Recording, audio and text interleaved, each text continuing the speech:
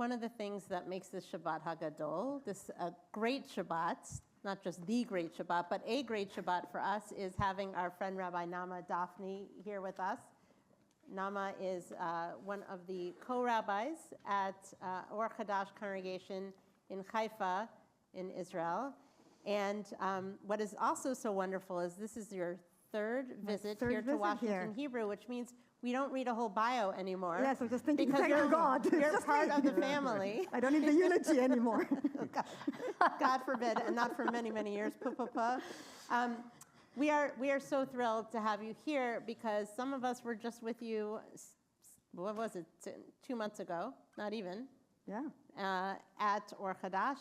And to be able to welcome you here to Washington Hebrew is a treat and a delight for all of us. And we're always thrilled to learn with you and from you. And we wish you a Shabbat Shalom and welcome. Thank you. What a privilege to be here. Actually, Shabbat HaGadol comes because this is the week where the rabbi with the long beard gives a big sermon about how you should clean your house. Honestly. Only I have the beard up here.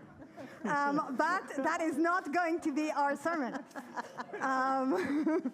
That's where Hagadol comes from. Right? It used to be the big, long, and exciting sermon on how exactly do you kosher your house for Passover. Thank God that's not what I need to do. But if you are looking for a halachic ruling why Israelis do eat rice on Pesach, and that is going to be useful for you, you can come to me at the Oneg afterwards, and I'm happy to help. Mazel Tov. Not for Reform rabbis. We are beginning a new book of the Torah, Vayikra, the joy of all rabbis who need to give sermons. But that is actually not all. According to the Torah, we're also standing at the threshold of a new year. The first of Nisan marks the biblical new year, a moment of renewal and possibility. Outside, we don't have cherry blossoms, but we do have spring in Israel. It's beginning to bloom. The sun is shining for a little bit longer, and the world is waking up from winter. And so we come to the very first words of our parasha, Vayikra, and he called to Moses.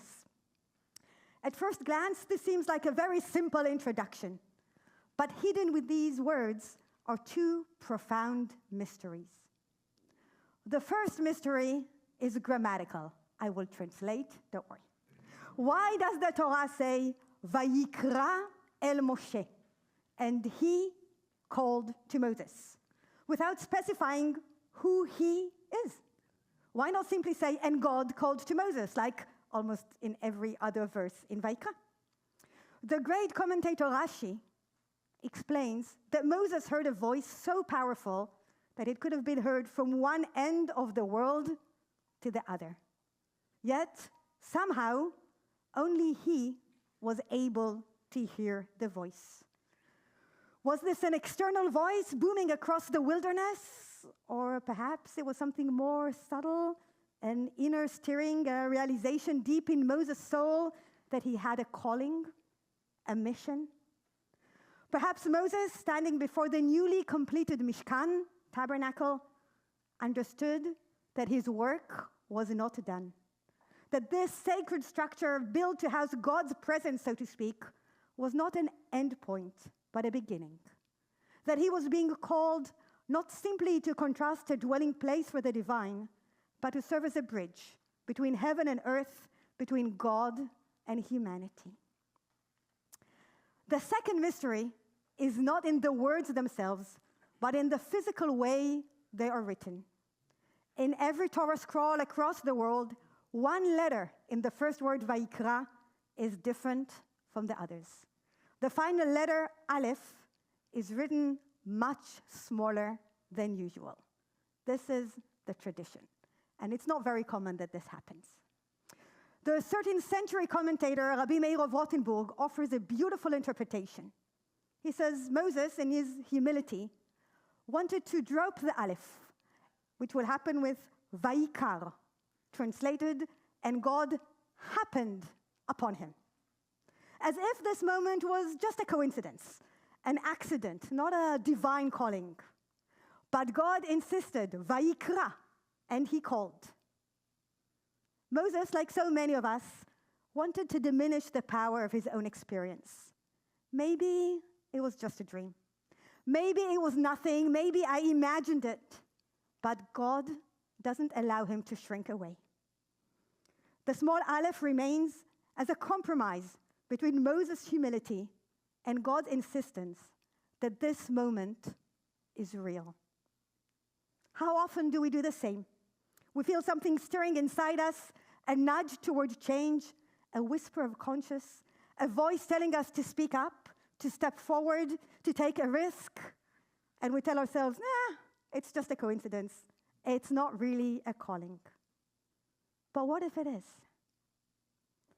Too often, we live as if life simply happens to us, as if we're carried by forces beyond our control. We attribute our circumstances to lack of it, chance or coincidence. But Vayikra challenges us to see things differently. What if we approached life not as a series of random events, but as a sacred unfolding, a journey in which we're being called to respond with purpose and intention? To live with a sense of calling means to wake up each morning and ask, what is being asked of me today? Where is my voice needed? How can I bring more kindness, more justice, more holiness into the world? It means recognizing that we're not passive participants or victims in our own lives. We are co-creators. We're partners with the divine in shaping the world around us. This is how Congregational Hadash in Haifa chooses to be. We're not passive observers or victims of history, but active participants in the healing and transformation of Israeli society. Whether through social action, interfaith dialogue, or supporting those in need, we choose to hear the call to repair, to renew, and to build a future rooted in justice and compassion. Our work in the Hope and Resilience Center helps our congregants, our soldiers, and our neighbors to heal from traumatic events, to show deep solidarity to each other, to move from helplessness to activism, to move from fear and mistrust to building bridges with those who think differently from us, and to move from pain and loss to hope and rebuilding our beloved Israel. I'm so thrilled to be here at Washington Hebrew this weekend, and would love to meet you and share more about our partnership. And part of the things that make us such good partners is that you choose to be co-creators in your story, which is not as easy as it could have been. If we all listen and truly open our hearts, we might just hear a voice, quiet but insistent, whispering, "You're here for a reason. This is no accident. Step forward, answer the call. We are called to make a difference." May this Passover bring freedom to us all, and may all 59 of our brothers and sisters finally come home. Shabbat Shalom. Amen, amen. You get applause.